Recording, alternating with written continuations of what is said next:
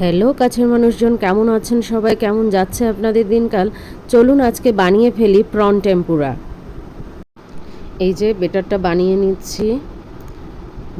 বেসনের মধ্যে হচ্ছে হলুদ গুঁড়া, মরিচ গুঁড়া, জিরা গুঁড়া, বিট লবণ, এমনি লবণ, তারপরে হচ্ছে খাবার সোডা, এগুলো সবগুলো দিয়ে বেশ ভালো করে ফেটিয়ে রেখে দেবো বেটারটা বানিয়ে।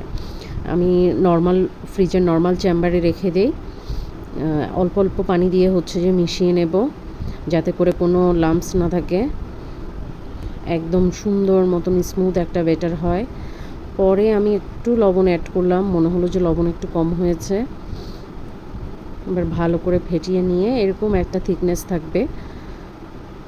আর এবার হচ্ছে ম্যারিনেট করে নেব হচ্ছে চিংড়িটা খোসা ছাড়িয়ে ভেতরের ময়লাটা পরিষ্কার করে নিয়েছিলাম।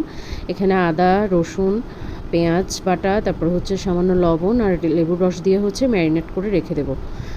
তাও ফ্রিজের নর্মাল চেম্বারে যখন রান্না করব, মানে ভাজবো বেটারে চুবিয়ে, তখন হচ্ছে যে এটা বের করব। আর একটু ঠান্ডা থাকায় অবস্থায় আমি হচ্ছে যে ভাজি, যাতে করে একটু ক্রিসপিনেসটা ভালো থাকে। আমরা এই যে তেল গরম করতে দিয়ে দিলাম, সামান্য একটু তেল আমি বেটারে দিয়ে নেব, যাতে করে বেটারটা যখন হচ্ছে যে ভাজা হবে, ভাজার পরে যাতে ক্রিসপিনেসটা অনেকক্ষণ থাকে, ক্রিসপি থাকার জন্য আর কি। এখন চুবিয়ে নিচ্ছি, তেলে ছাড়বো।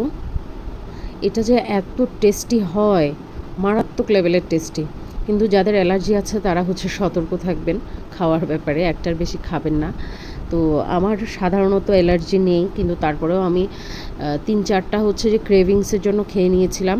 তো পরে দেখলাম যে আমার হাতটা চুলকাচ্ছে, যেহেতু টাইগার প্রন একটু সমস্যা হয় অনেকের ক্ষেত্রে। টাইগার প্রনে হচ্ছে সাধারণ চিংড়ির তুলনায় অ্যালার্জির মাত্রাটা একটু বেশি থাকে খুব সম্ভবত। যাদের চিংড়িতে অ্যালার্জি নেই তাদেরও হচ্ছে যে অ্যালার্জি দেখা দিতে পারে, সেক্ষেত্রে খাওয়ার ব্যাপারে হচ্ছে সাবধান থাকবেন।